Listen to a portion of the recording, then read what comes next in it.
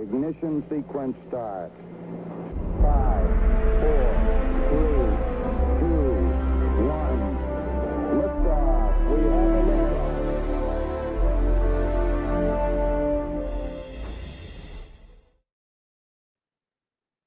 Good afternoon, ladies and gentlemen.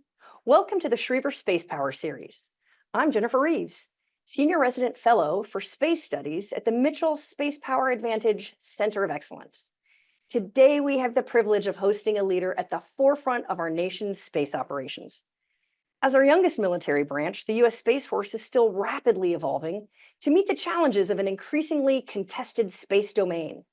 At the heart of this evolution is the newly established U.S. Space Force's Space, S4S, which serves as the Space Force service component to U.S. Space Command. To guide us through this new frontier, we're honored to have with us Lieutenant General Doug Schiess, the inaugural commander of U.S. Space Force's Space. General Schiess, thank you so much, sir, for being here and taking the time. Hey, Jen, thanks for allowing me to do this. It's always a pleasure to talk about the women and men of S4S and the mission that they do each and every day. So awesome. So why don't we kick things off by giving you an opportunity to share your thoughts on the creation, the missions, the responsibilities, all of that of S4S. Yeah, thank you for that. We're almost a year old. Actually, next month will be our birthday for S4S. And this was born out of the decision that we were going to have service components for every combatant command. We had already started across before us with U.S. Space Forces Indo-Pacific, and then we followed that with U.S. Space Forces Central and U.S. Space Forces Europe, Africa. And we plan to have service components for all of those other combatant commands as well. As you know, when we stood up the Space Force, Space Operations Command, SPOC, was not only the organized, train, and equip command, presenting forces, generating them, and sustaining them, but also was the service component to U.S. Space Command. And General Saltzman, CSO number 2, decided, hey, I'd like to be able to split that up. I'd like SPOC to focus on the generate, present, and sustain, the OT&E part of the service, allow them to really bring SPA 4Gen, which I think we're going to talk about Space Force generation in a little bit, bring that on to fruition and get the advanced training that our Guardians need to be able to do the job, and then allow us to do the service component work. And so we've done that. Our mission, we simply say our mission is to protect, defend, deliver, and connect. And so protect, that is protect the joint warfighters from space-enabled attack. I think we're going to talk a little bit about the threats that are out there, and there are many adversaries out there that are using space to be able to put our navies, our armies, and our air forces at risk. And so we have to be able to protect those joint warfighters from space-enabled attack. We have to defend our own space assets. And when I say our own, that's not only the U.S. Space Force's assets, but that's the National Reconnaissance Office, the intelligence community, and in some sense, commercial as well. That are providing effects to that. And then we have to also deliver the missions, which we've been doing for 50 some years, delivering missile warning, global positioning system, satellite communications. And we have to do that in a contested environment. So that, and then we are kind of the nexus for what I will call connections. And so that's connections with our allies and our partners, but also with our commercial. And so that is the main part of S4S. We do that every day. We take the forces that SPOC gives us, and we do the operation, quite frankly, under United States Space Command's Operation Olympic Defender, and do the mission that the commander of U.S. Space Command has asked us to do. Oh, super cool. Yeah. That sounds amazing. So let's learn about the specific composition, if we could. We know that there are multiple operation centers playing crucial roles in this joint fight. Can you orient us to each of those, and then how you, at your level, actually interact with each of those centers and what you leverage? Yeah, that's a great question. So first off, I'd like to say we have a staff out at Vandenberg Space Force Base, where we are headquartered. And that staff is your normal Napoleonic staff, but we have the operations, we have the intelligence, the planning, the budgeting, all of those things to be able to do our mission. So we have that staff there. I have 2 deputies. I have a joint deputy, currently Major General Rick Zellman from the United States Army, and then I have a service deputy, Brigadier General Frank Kincaid. Underneath us, we have 2 deltas, Delta 5 and Delta 15, that are the Space Force components that then make up 2 of our centers. The Combined Space Operations Center, Delta 5, is the Space Force entity that brings that on with our coalition partners and our allies and commercial. And then Delta 15 brings on the Space Force organization to provide for the majority of the National Space Defense Center. I'll talk a little bit about those two centers here for a second. So the CSPOC, a lot of people remember the JSPOC and all of those iterations that we have. But the Combined Space Operations Center is also headquartered at Vandenberg Space Force Base, where the Ops Center is there. And they primarily work, Delta 5 brings them on, but we also have coalition members. The Deputy Director of the Combined Space Operations Center is an Australian 06. He will be followed by a Canadian 06. And so we have those, when I get woken up in the middle of the night, sometimes on a phone call, it could be one of our Operation Olympic Defender members that are talking to me. So sometimes I got to listen a little bit better because it's maybe an Australian accent or that, but they're a part of the team. And so they're providing that deliver mission, but also working the protect and defend. At the National Space Defense Center, that is a entity that is both DoD, but also intelligence community. So we have our NRO friends that are there with us. The Deputy Director of the NSDC is an NRO 06 that provides that. And then we also have other IC folks that sit with us there. Their main job is to protect and defend. They are looking across the domain, making sure that we know what is going on in the domain to be able to protect our own assets and the other assets of that. So those are those two combat deltas that make up those two centers. But then we have three other centers that are given to me really in my role. General Whiting has designated me as the Combined Joint Force Space Component Commander. And so for those in the air world, it's just like usually the numbered Air Force commander is the CFAC or the JFAC, same kind of thing. So I do that across his AOR for him. And I'll talk a little bit about how we bring the other components of U.S. Space Command in that. But in that, I have three other operational centers. One is the Missile Warning Center that's in Cheyenne Mountain Air Force or Space Force Station in Colorado. They work with the CSPOC and provide all of that. And you're familiar with that, that whole information of how we get a missile alert, how we get that to the highest authorities through the National Military Command Center. And they monitor the whole system to make sure that we're always ready to provide that missile warning to the President of the United States. We also have the Joint OPIR Center up at Buckley, sits right with the ADF there, the Aerospace Data Facility. And they work across the IC and the Space Force infrared systems, SIBRs and others, to be able to plan to use those effectively to not only do missile warning, but also to do battle characterization and those kind of things. So they are planning across both the IC and the Space Force. And then the fifth center is the Joint Navigation Warfare Center that's down at Kirtland Air Force Base in New Mexico. And they do operational testing of equipment. They also do assessments of how our equipment will work in a GPS jammed environment. But they also help us with providing information to both Space Command and other combatant commanders with what the environment looks like from a GPS standpoint in a contested environment. So those five centers are all working together. They all report directly to me, and we work through that. The way we do that is through just the normal orders process. We have a standing op ward that we put out to all of those centers. The two combat deltas also have the force presented squadrons that they receive from SPOC. We'll talk a little bit more about that. And then they are putting their orders out to those squadrons to be able to do the missions that we have to do. So that's kind of how we do it, but we just do it through a normal joint planning process and normal orders process. Oh, that's great. Well, and we are going to dive into each of these in a little bit, but why don't we get oriented on the domain? Sure. Right. So space, as we all know, it's a very contested domain, increasingly contested. What do you see as the most pressing of our operational challenges facing Space Force's space? And how are you preparing throughout the centers, throughout all the organization to do that? We obviously are in a dynamic environment right now. And as we like to say, China is our pacing challenge. If the Secretary of the Air Force was here, he'd say China, China, China. But we are continually looking at China and their actions in space to make sure that we know what they're doing, but we also have a lot of concerns. And so China is rapidly launching a kill web to be able to target our maritime forces, our air forces, and just about any of our forces, and put them at risk at a much greater distance than they were in the past, trying to push us out of the Pacific area to be able to impact that area. And so that's dangerous for us. We have to, how can we negate, how can we disrupt that kill web so that our maritime forces and our air forces can do what they need to do, our land forces as well. They are also bringing on counter space capabilities at an alarming rate. They have a satellite that we've talked about many times that has a grappling arm that can grab another satellite, take it to another orbit. They have jamming from terrestrial ability to jam our satellite communications.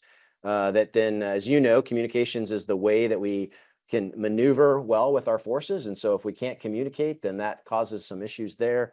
And they are just continuing at an alarming rate, launching at a huge rate of bringing on new capabilities, both from an ISR perspective and from a counter space perspective. You got Russia, but you got China, but you can't forget about Russia. And Russia is still, even though the sanctions and different things with their invasion of Ukraine has slowed some of their progress, they are one of the first spacefaring nations, and so they have this capability as well. And we can't take our eye off the ball of what Russia is doing. They are doing some of the same things. They have jamming capability to jam our communications. They also have counter space activities that they're doing. As a matter of fact, there's talk of them having a nuclear capability in space. And so they are ratcheting up their capabilities to hold us at risk in the space domain. So that causes us problems. That causes us challenges as well. And so what we have to do is we have to look at all those challenges and see what we can do to be able to protect, defend, and deliver against those challenges. And so that's what we're continuing doing. As a matter of fact, General Whiting, the commander of U.S. Space Command, asked us to do a joint space operations plan. And so that is our plan that is nested in his operational plan, but also nested in the other combatant commanders' operational plans. Because we know that while anything that happens terrestrial, things could happen in the space world at the same time, or the other way around, happen in the space world and the terrestrial world. Not to mention the cyber domain as well. And so we have to make sure that we keep our assets cyber secure, while also making sure that we can continue to do our mission. And so all of those concerns, just the pace that China is doing, causes us issues. And so what we have to do is we have to make sure that we exercise.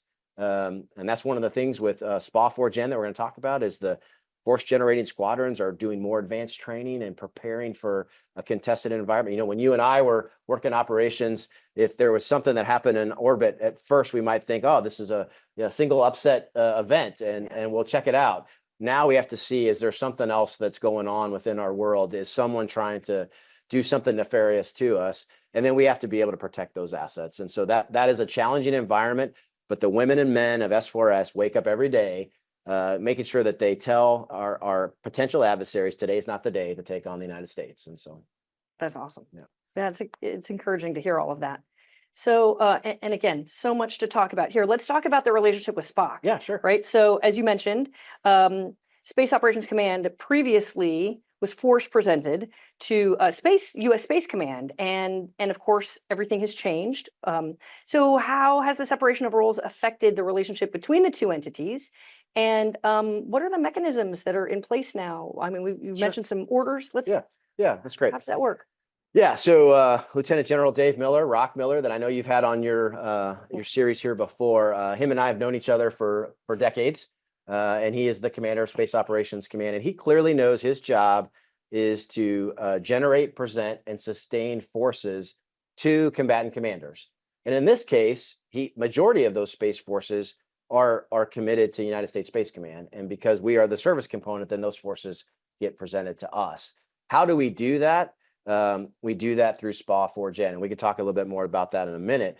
But what this allowing Spock to not be the service component to U.S. Space Command has allowed Space Operations Command to concentrate on advanced training, on preparing people to be in the environment, preparing people with those challenges that I just talked about from China and Russia, but preparing them to operate at that level. And so they are bringing on new capabilities. They are exercising more, exercising not just from, hey, missile warning folks, but missile warning folks with GPS folks or orbital warfare folks, putting those together in a force packaging. And so that's allowed them to do that. The other thing it's allowed them to do is they are also the entity when SSC, Space Systems Command, or Space RCO, or Space Development Agency brings on a new capability. They're the entity that then takes that capability and gets it ready to be force presented. And so that not having them be the component to U.S. Space Command allows them to put their focus on that. what we've done is, one, those are force presented to us. Those force generating squadrons become combat squadrons or combat detachments, and they are force presented to U.S. Space Command. General Whiting has given me, and the CSO has given me operational control and tactical control of those combat squadrons and detachments. And then we align them to one of the combat deltas, either to combat delta 5 or 15, which then is the CSPOC and the NSDC. And that's where they get their orders. So they get their orders from the S4S level down to those two centers that are, taking those and putting them together into a force packaging order that then allows them to do their job day to day. Right now, we're in a contested environment, but we're not in crisis. And so they are doing the things that they need to do to mostly deliver, which is missile warning, satellite communications, global positioning system, OPIR, those kind of things, battle characterization. But they're also ready at a moment's notice if there is a conflict that does go into space. We don't want a conflict to go into space, but we have to be prepared to do that. So our relationship is working together. What that means is that I have to provide to General Miller a unit prep message. So if you think about when you used to deploy, you'd get a unit prep message that would say, hey, here's the 10, 15 things you need to do before you come into my AOR. So I do the same thing. I get with U.S. Space Command, make sure that I get any of their requirements. But then we put through, hey, here's the things that we would like you to train your units that are going to be then presented to S4S. And we give that to General Miller. And then his team goes through the process and gets their combat squadrons and their combat crews and their combat detachments ready to go. And then, but prior to us going into the next phase, he then comes to me and provides a readiness. Are they ready to go into this next phase? And so they go through, what did they do? If you think from an air perspective, how many sorties did they fly? Did they do these kind of sorties? So what kind of missions did they prepare for? Did they meet the requirements of what the unit prep message said? And then we accept them and then put them into the mission there. At the end of that cycle, then I have to go back to General Miller and say, hey, they did really well in these areas. Here's some areas that maybe they could do better next time, or maybe the threat has changed or the environment's changed, and I need you to then input these in. So it's a continual process to make sure that the new combat squadrons and detachments coming in are prepared as possible for whatever that next phase looks like. You're giving operational feedback to the guy who's going to prep those troops. And we've got to get that down so it's in a timely manner. So it's not, I'm giving him feedback and then it's not till the, one other cycle over. Sure. But we're working through that. So. Okay. And I'm sure that all of this fits in with the SPA4 Gen model. So let's dive into that. Sure. Yeah. And educate us more on how how were you involved specifically in coming up with the concept? And then how do we see it going? What more challenges, what more opportunities are out there? How is it working? Yeah. So we're in the first 6-month cycle right now, started on 1 July. We'll finish here in December. And what does that mean? There's 3 parts to our, every service has a force generation model. How do the Marines prepare and then generate? How does the Army, how does the Navy do this? How does the Air Force do this? You and I lived the Air Force and how they were going to do that. And they've changed their model several times as well. This is just the current force readiness, force generation posture of the Space Force. And so it is a ready, prepare, commit phasing. So in the ready phase, they're ready to go into the commit. So they've been trained, they've done the things that they need to do to be able to go into the commit phase. The prepare phase is preparing before the ready phase. And so that could mean someone's got to get all their medical done. That could mean they're going to go to squadron officer school, or or it could mean they're going to upgrade to another, to be an instructor, to be a mission planner, to be those kind of things, because they're not now in the commit phase. So they have the time to do that. But that's also then where once they get into the ready phase, they're doing that together as a combat squadron, combat detachment, and they're doing that from an advanced training perspective. And that's where Spock is really preparing them to be able to then go into the commit phase to be able to do that mission, preparing them not just as an individual, but as a combat crew, as a combat squadron, and then eventually into a force packaging of how are we going to do things together. When you think about defending, how are we working with our space domain awareness assets to make sure that our high value assets know that there may be someone close by them, or that they may be in some kind of threat environment. And so they're working through those scenarios at hopefully a higher complexity than they're actually going to see. So then they're even more prepared when they go into the commit phase. And so, like I said, General Miller then, his team comes to him and says, hey, these are the forces that we're ready to go into the next phase. We'll do that in December. He'll brief the next, he'll debrief the next combat squadrons and combat detachments. They'll tell them their readiness, and then he'll present that readiness to me and say, hey, here's the forces that I'm giving you. Here's the things from the unit prep message that we did well. Here's some things that we're still working on that we'll prepare for the next one. And then I take that and I brief General Whiting and I say, hey, General Whiting, here's the combat forces that we received from the Space Force. Here's where we are. Here's our readiness to go into the next phase. And then once they're in the phase, then they do the operations. And then, like you said, the cycle goes back. And so one of the things this has done is, if you remember from our days, you were just in that continual how many shifts you did, came off, maybe got your one training day, had your couple days off. This allows, because we actually had to get more crews to be able to do this, allows crews to train together, allows crews to take some time off, but it really allows them to work into an environment that is in the contested and congested environment and train. Now, one of the things that we need to do better is we need to bring on better simulators and better capability to do advanced training, so that when we tell our crews, hey, you're going to get some advanced training, it actually is training that is putting them through the loops. They're sweating when they're done, the decisions they're making. And so we've got to get to that, so that we get to the point where when they do get into the commit phase, hopefully they've done everything that we're going to ask them to do, because they already did it in the prepare phase. Right, as opposed to the old days where you're training on the real world equipment. Right. Yep. And fingers crossed that those scripts that they can maybe build are good enough. Yeah. So that is a challenge that we need to continue. And General Miller, from his role as the organized, train, equip, is working with General Garant at Space Systems Command and the others to bring those capabilities on. We're also working with STARCOM and General Sheba on the operational test and training environment, which we need to, other people have ranges, and so we need to have ranges. We need to have the ability to test our capabilities. We have the ability to train our folks. And so that is something, we joke about that we're coming up on our 5th year birthday, and that's great. But we still got a lot of work to do. But we are the best Space Force in the world, but we can continue to get better each and every day. Oh, absolutely. Okay, let's switch gears a little bit and talk about the various components. You mentioned them early on in the conversation about the components assigned to various combatant commands, EUCOM, INDOPACOM, I think AFRICOM. How does S4S coordinate with these folks and to get the work done that's specific for you, but to get the work done that's specific to the other combatant commands? Yeah, no, so that's it's a great question. What we have done, if you remember, we grew up in the old days of the Director of Space Forces. Like, I was the Director of Space Forces for Central Command. And so we would fall in on the air component, and we would be there to be the person that would coordinate with that 3-star on what space activities. And we use the words like space coordinating authority and how can we give you the space things that you need. And so that was kind of how things were done. But when we became a separate service, CSO Saltzman said, hey, one of the things that a service does is provide service components to different combatant commands. And so we need to do that as well.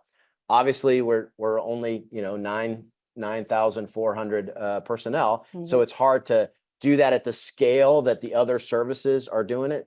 And so obviously, because of Space Forces Space and being the service component to Space Command, with the amount of forces we have, that's what generated a 3-star command. We don't have that many general officers to do that across the other ones. But we took the 3 top geographic, Central Europe, Africa, and Indo-Pacific, and we are working through. We now have a general officer in Europe, Africa. So we have Brigadier General Jake Middleton as the commander there. He has 2 combatant commanders he has to work for AFRICOM and EUCOM. We have a general officer in Indo-Pacific, so we got Brigadier General Chachi Mastalier that's out there. And then we have a colonel, Colonel Toole Putman, who's pushing above his weight down at U.S. Central, but at U.S. Space Forces Central. We've also put some other service components out there, U.S. Space Forces Korea, because we have a command out there. they are small but mighty, and they interact with Indo-Pacific with General Lear. And then I think General Lear has announced that we're working towards having a U.S. Space Forces Japan as well, that will also kind of fall in his area, but be working for the commander of U.S. Forces Japan. The CSO and General Burt, in her role as the Chief Operating Officer, is working to stand up other service components at other places. I think you're going to see cyber, you're probably going to see special ops, but we're going to, eventually the Space Force, as it continues to mature, will have service components at all of the combatant commands. How do I interact with them? If you remember, with the DUR Space Force, you called back to the JSPOC and you talked to them, but you were a little alone and unafraid out by yourself trying to work through.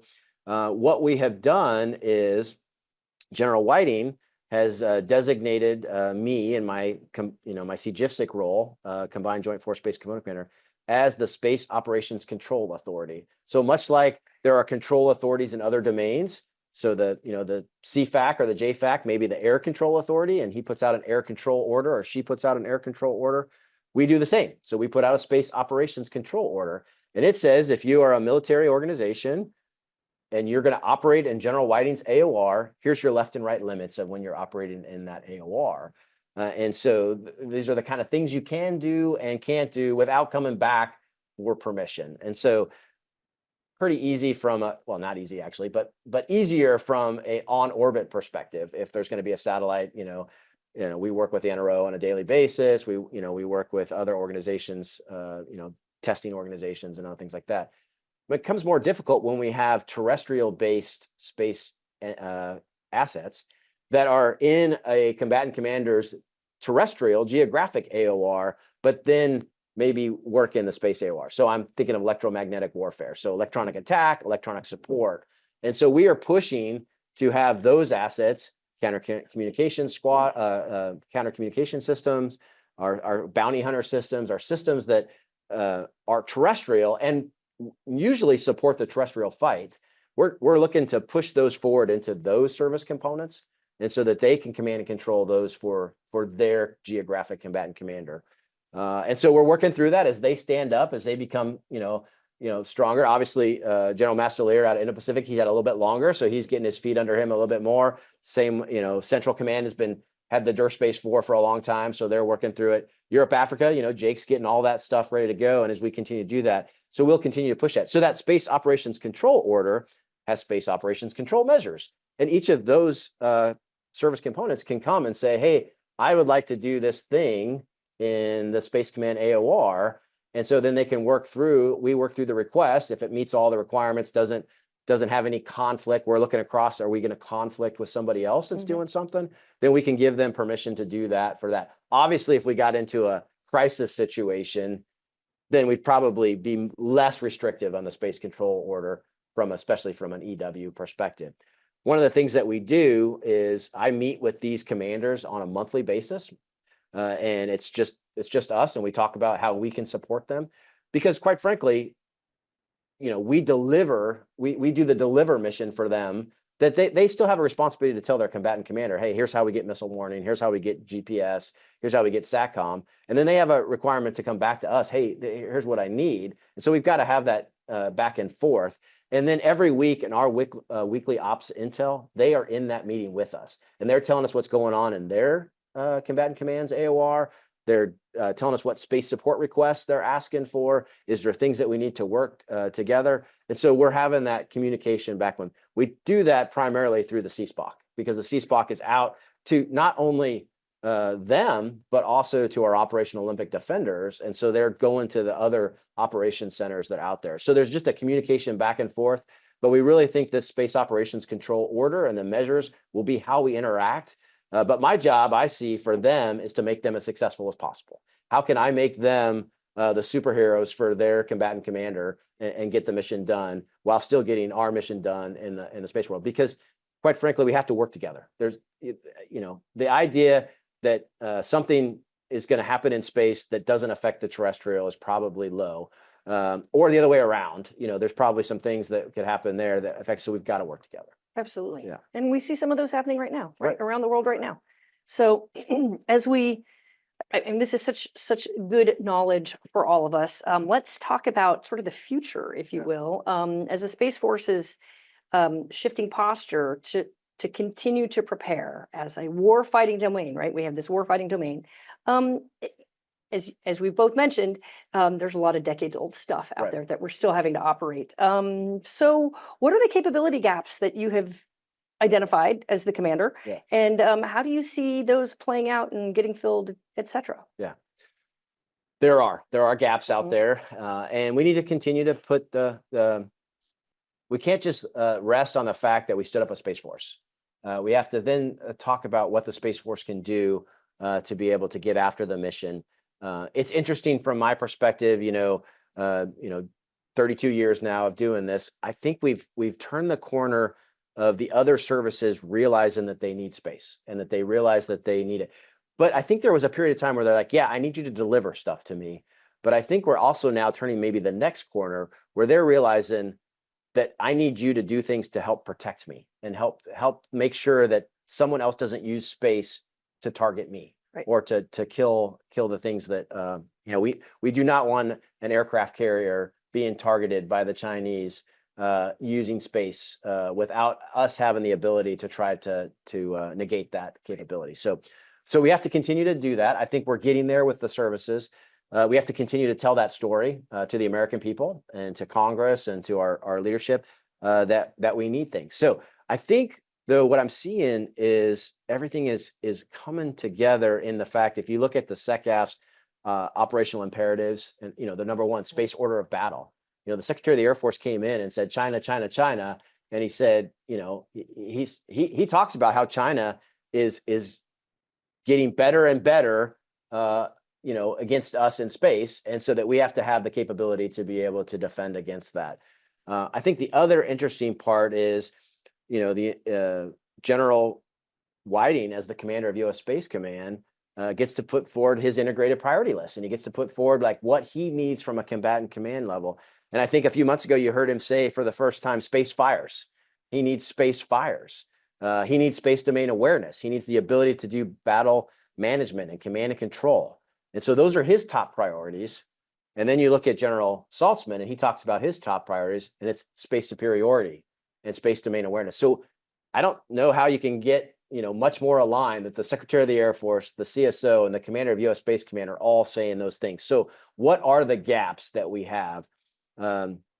We need the ability to hold Chinese and Russian, our potential adversaries, or anybody else that were to come at us, hold them at risk, that they make the decision that this is not the time to try to come after us. And so we have to have those capabilities to do those things. To talk about space fires and space superiority, we have to have space domain awareness. We have to know our domain better than anybody else. We have to have the ability to sense our domain. We need to know when an adversary satellite moves, is it moving just to reposition? Is it moving to put itself in an advantage? Is it moving to do something to get it at a better advantage, to be able to target our terrestrial forces? We need to get so much better at our space domain awareness. And so we're doing things to do that. We've got to bring on the capabilities, the things that are in the budget, the things that come forward to provide us those capabilities. Because in the past, I've heard General Saltzman say, I can no longer just go, yep, I know where that satellite was 4 hours ago. I need to know where that satellite is right now. And I need to know maybe what I think it's going to do in the next hour. And so that's going to take on, an incredible resource to be able to have the space domain awareness that we need. And then again, the space fires, the space superiority, the ability to not allow someone to target us and be able to negate their ability to use space against us. So. Yeah, that's significant. Significant. Yes. So as you've mentioned already, that the space capabilities are critical to the joint force. And I agree with you. I think there's an acceptance that this is how we do business. We do business with space assets as part of the way, just the fabric of operations. But so are there any efforts to actually better integrate space effects into joint planning and also execution, right? It also seems like there's the battle that we might never win. We got to keep getting after it. So are there any particular initiatives that you're excited about? Yeah, so I mean, General Whiting in his hat as the commander of U.S. Space Command, he has service components from all of the services. So as a matter of fact, next week he'll have his commanders conference and I'll be there, but I'll be with, the Army 3-star that's in charge of Space and Missile Defense Command. I'll be there with the 3-star admiral that's in charge of Naval Space Command. The 2-star Marine that's in charge of Marine Forces, Marine Space Forces. And then actually we'll be there probably with the 3-star of 16th Air Force, because while they are a component to U.S. Cyber Command, one of their combatant commanders that they have to work with and protect is U.S. Space Command. And so from that perspective, we all have to work together. They bring some kit. We have Army assets that I have tactical control of, that are C2'd through the CSPOC, because those forces were given to Commander of U.S. Space Command, and he determined that the right location was to C2 that from, much like the KOC or the AOC could control Navy forces as well from an air perspective, and so we do that. I think that will continue. There'll be other forces that come from the other services that we do. So what does that mean? We have to have joint personnel that understand space. And so as I think Chief Simmons, the SEL of Space Command, says, we have to have space smart people in other combatant commands and have other joint people in Space Command to make sure that we have those joint connections. And so we're going to continue to do those kind of things. I think it's real, when we do our weekly O&I, the first Space Brigade is on my weekly O&I, because we're talking with them on what capabilities they have, even things that maybe I don't have tactical control of, so that we're aware of that system. I think the other thing that we have to do is our space operations plan that General Whiting asked me is a joint space operations plan. So there are other services capabilities in there that we have to bring to the fight that help us do the complete mission. And so whether that's electromagnetic warfare assets, or just how we're doing different things together to be able to do that. And then I think the other part is just bringing them along. So when we do our JSOP planning, and so I think I said we signed it in July, and as soon as I signed it, it was out of date. And so we started the process. We didn't just bring the Space Force people into the meeting. We brought, PAC Fleet. We brought the Army, and as we do the Russia one, we'll do the same thing. We'll bring those forces in, because one, we need to know how they use space. What SATCOM signals do they use on a regular basis? How are they getting their information? What transponders are they on? What commercial are they using? And so I think it is a joint fight, and we have to be a part of the joint fight. I think the other thing we're doing, and General Saltzman is really trying to do this, is we have to make sure that we then put Guardians into other joint organizations. And so, we need to get some Guardians in the joint staff. We have General Jim Smith now, the Deputy Director of J7. We need to continue that. We need to have Space Force smart people in the joint community, so that when the discussions come up about these things, there's someone that can really talk about that. We have to do that with other combatant commands. That's one of the reasons we have the other service components, is they're the Space Force SME, for a better word, in that combatant command. And so when General Mastelier is in there talking to Admiral Paparo, he's talking, here's what the Space Force can do for you. And so we've just got to continue to work those relationships. I think they're there, and we just got to continue to do that. Are you getting the hint that other services are sort of jumping on this bandwagon as well? I mean, we hear about the Army for sure. Yeah. Do we hear that the other services are as interested in being involved in the space world? Yeah, both the Navy and the Marine Corps have started their maritime space operator. Right. And so they're working those things. Actually, we pulled all the space people from the Air Force. We probably should make sure that we have the connections. We're all in one department of the Air Force, but we have to make sure we have the same connections with the Air Force, because we took all the space people out of there. So we got to make sure that we have those connections there. But yeah, I think everybody, I as I was saying earlier, I think in the past, I'd say a decade ago, if you had talked to another joint service general officer or something, space is important. I need that satellite communications. I need that GPS.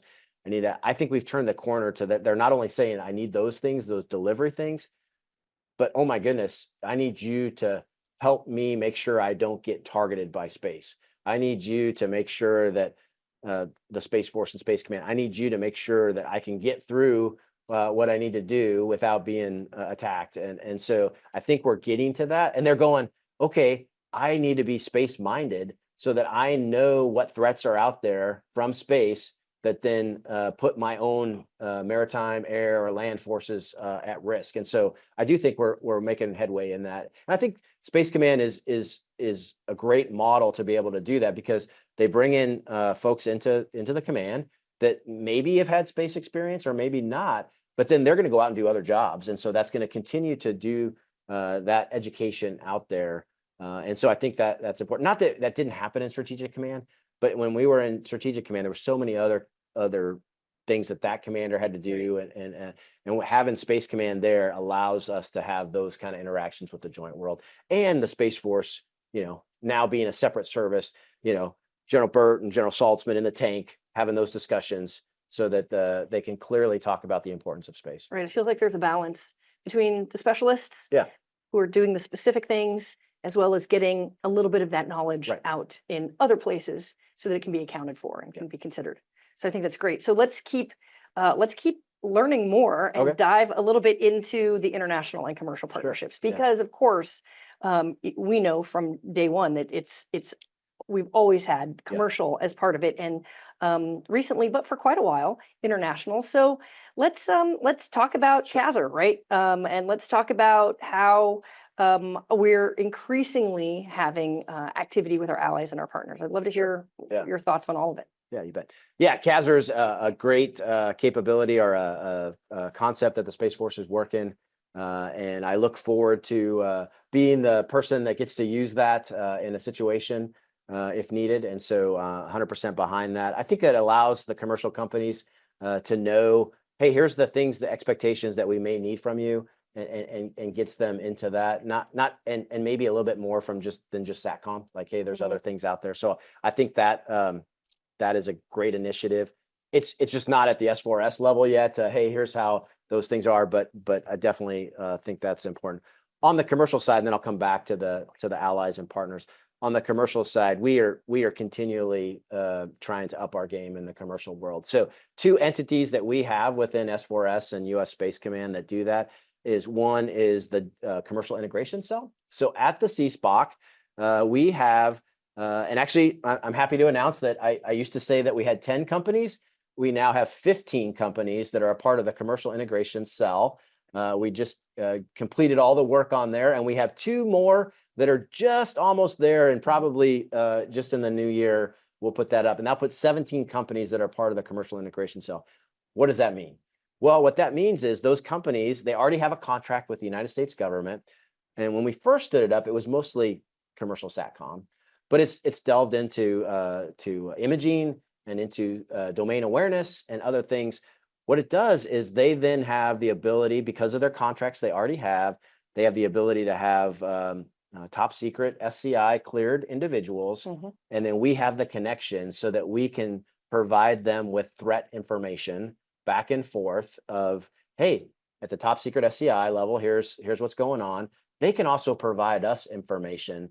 And so we have folks on the CSPOC floor, not 24/7 right now, but they have the ability to call in to the CSPOC floor, and they can say, hey, here's what I'm experiencing. They've all decided to work together. So they've all signed non-disclosure agreements that they're not going to use any information that we give them about one of the other CIC members for their ability to, make profit or whatever. But then they can work together. So interesting, and that this has been talked about in many forums, at the beginning of the Ukraine invasion, Russia, did a cyber attack on a commercial company. Well, one of that commercial company was a member of the CIC. So then they were providing that information to us at the CSPOC so that we can then make sure that the other companies knew that something was going on. So if there was things that company had found out, then they could also harden their ability to do that. We could provide information to them on maybe different satellites that are close to them that might be, listening satellites and things. And so we can provide that information to them on a fast basis. And we're really excited that we're going to this 15 and then to 17. And it could continue to grow. Part of the problem is it's more and more people, and then how do we make sure that we get all the connections? So that's a great one. The second one is our joint commercial office. And what this is in working with Space Systems Command, is we go out and we purchase from companies that are doing space domain awareness information, and we get this information at a non-classified, I didn't say unclassified, non-classified. And so this is just information that's going out there, and we have teams that then look at the information. They're looking at how much they're getting from different companies and things, and then they make a decision of, hey, something happened.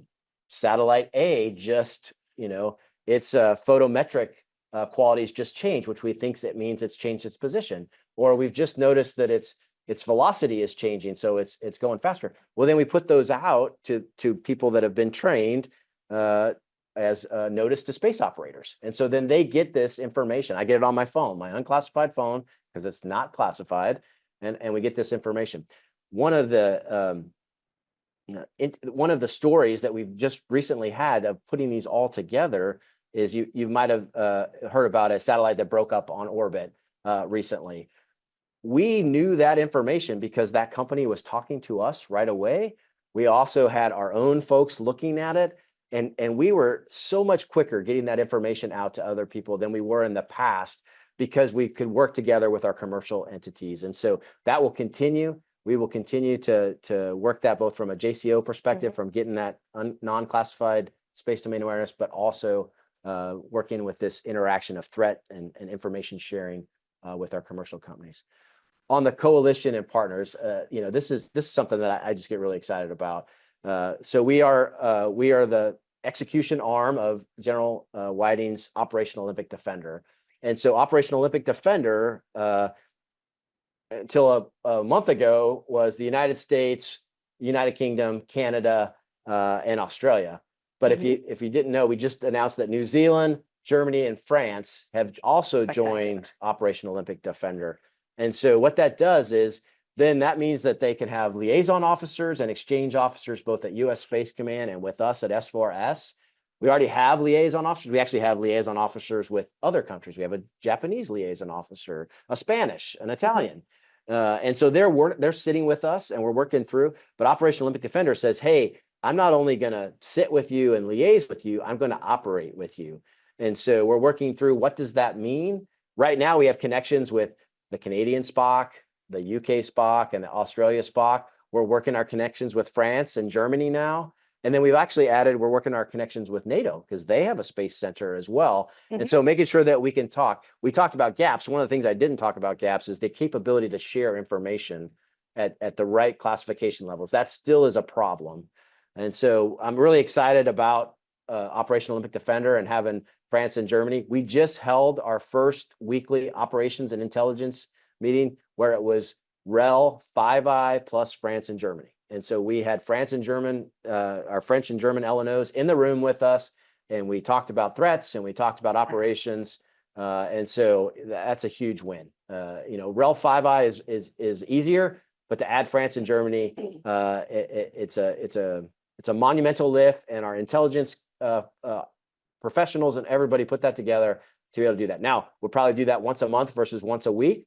But as we continue to get the reps and sets in, we'll eventually get to the point where this will become normal, where we have this. And then I'm sure there are other countries that want to eventually operate with us as well. But this is a huge win for U.S. Space Command and S4S and the Space Force to bring on these three other nations into Operation Olympic Defenders. Well, and it sounds like everything you've just talked about contributes to protect, defend, and deliver everything. Exactly. I mean, it's so exciting. Yeah. And I mean, just this last thing that with the Germans and the French, I mean, the next level, that's truly exciting. Yeah, it's good stuff. Going to the next thing.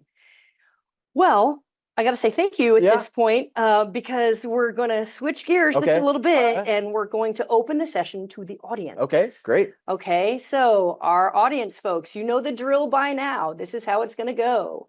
Aiden will call on you for a question. And audience members, if you are selected, this is what you do.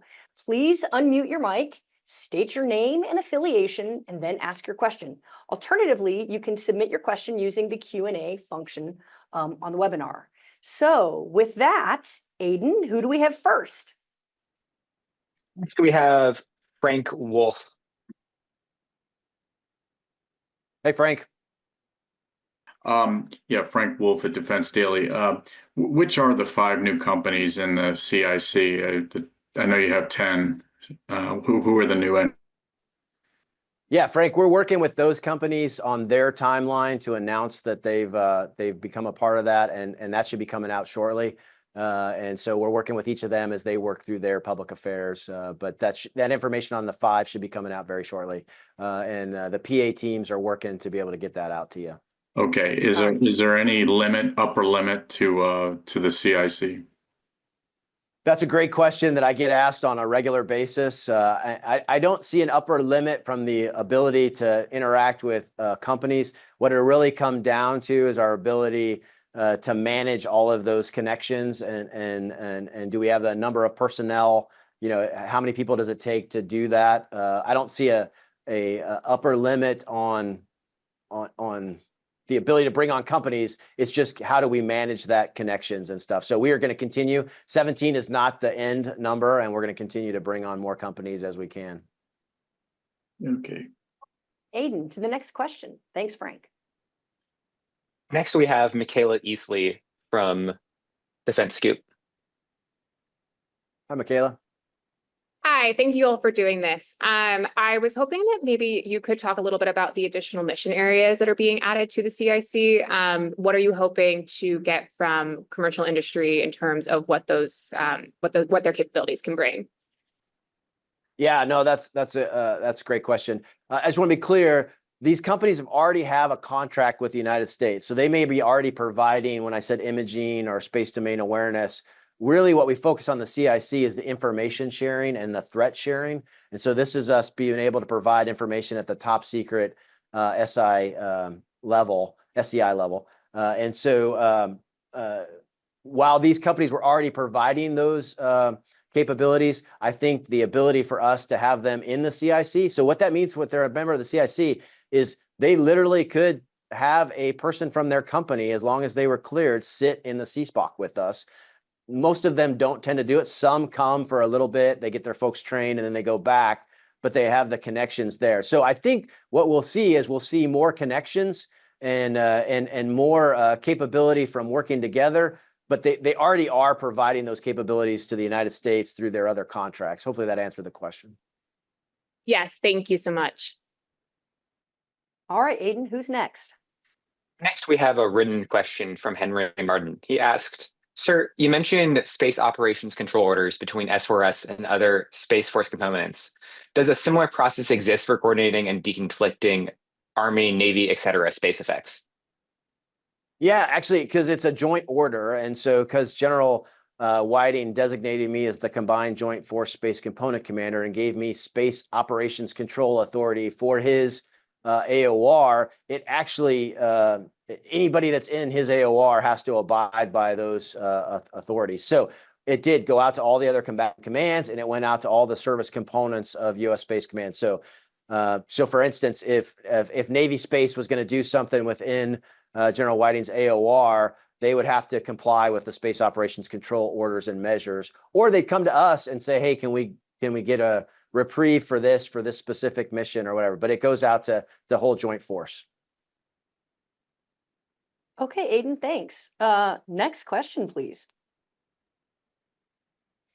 Next, we have a question from Erin Mallinson. She asks, when it comes to domain awareness, how much insight does S4S have into not just where a satellite is and what it's doing, but also its payload? Is this an area where we need to improve? Yeah, definitely an area that we need to improve. But I will say our intelligence community, and when I say that, I'm not just meaning, the three-letter agencies and others. I mean our intelligence directorates that are in our command. So General Whiting at the U.S. Space Command has a J2, Brigadier General Sideri, who does this work with all kinds of different communities to bring capabilities forward. Within S4S, we have an S2, a directorate that also works that. And then within the Space Force, we have the National Space Intelligence Center, co-located with the National Air Intelligence Center, National Air and Space Intelligence Center. And so they work together to get after what the payload is. But you've brought up a great point. And I probably said, hey, I need to know where that satellite is right now, and I need to know where that satellite's going. But I also need to know what kind of satellite is that? Is that a ISR satellite? Is that a communication satellite?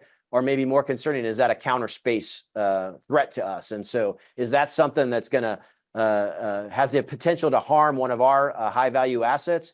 And so we are getting better at that, but that is something that we need to continue to build. I think one of the goodness of the Space Force is one of our core functions is having intelligence experts in the space arena. So growing up in the Air Force, I would always get at different command levels. I would get a young lieutenant or a master sergeant or a tech sergeant in the intel world that would be they would know air and space, but they would mostly know air. And then when they were with us, they'd get to know space. They get to learn about that. We are now creating intelligence professionals that are growing up in the space world. And so that's going to only get us better in that. But these professionals are doing an incredible job of going across the whole enterprise, the intelligence enterprise, to be able to get that. But that is something that we need to make sure that we continue to do. We have to know what these satellites and what their payloads are. That was a good one. All right, Aiden, what's next? Next, we have a question from Matt Donovan. He asks, can you discuss what S4S's role is in the ongoing discussions about tasking control of tactical ISR supporting the warfighter? Has there been any resolution reached that'll satisfy all the concerned parties, ranging from national to joint warfighter ISR requirements? Yeah, so Honorable Donovan, my old boss, is asking me a very hard question here. So I appreciate that, sir. Thanks. We are working through that. So it hasn't been completely decided how S4S will work on the tactical SRT that we're working through.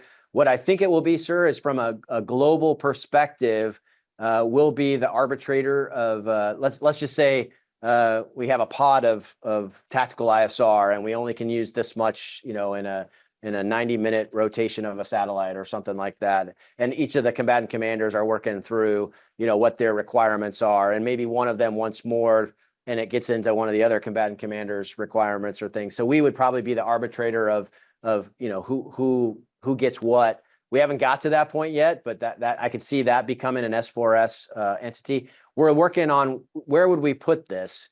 Would that be a part of the JCO, where we go out and we buy stuff from commercial companies for space domain awareness?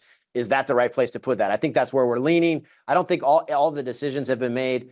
In your question there with how we're interacting with National Geospatial Intelligence Agency and others, we are working through all of that to make sure that we can get the right information to the warfighter when they need it. But it is an interesting conversation, and we're continuing to work through it. I do think S4S will be in that global C2 of this asset, but that hasn't been decided yet. Okay. Wow, thanks.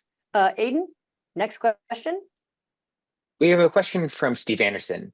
He asks, you talked about the Space Force Gen model to present forces to S4S. Do we have enough SPOC units to commit to all the COCOMs simultaneously? Or are they often committed to multiple COCOMs at the same time? Yeah. So that's a great element of this. And maybe I didn't explain it as well as I could have. So a majority of the SPOC forces are presented to U.S. Space Command, and they're global in nature. And so therefore, they're doing it. What we are presenting to other geographic combatant commands, and then therefore the Space Force components, are primarily in the electromagnetic warfare environment. So that's electronic attack, think counter communication systems, it's electronic support. So think of like bounty hunter systems that are looking at signals and making sure that the signals are in the right place. And so those will be forwarded for. If I was to go back to my question on gaps, our adversaries have way more jamming capability than we ever do. And so I do think there's a need to bring more of that capability on. But I don't think that right now we have a situation where we can't provide some of those capabilities to those geographic combatant commanders. We don't have a problem where they're working for two, except for, when you look up into space, you could be looking into two geographic, you could, if you're in Africa, you could be impacting things in Central Command or in Europe Command. And so that's where that Space Operations Control Order and working through the other combatant commanders and geographic Space Force components to make sure that we're working together on that. So, so not at a point yet where we don't have enough from being able to present, but I would say that we probably need more of that capability. I know that the Space RCO and others are working on some more capability in that area. Okay, sir. I think we have come to the end of this Schriever Space Power episode. Thank you so much for taking the time, for being here with us. Thank you for the wealth of knowledge that you've given to all of us and explaining just what's going on. It's a very exciting time to be part of this enterprise, and we're really thrilled that you were here with us. And so to everyone else, from all of us at MI Space, have a great space power kind of day. Thank you.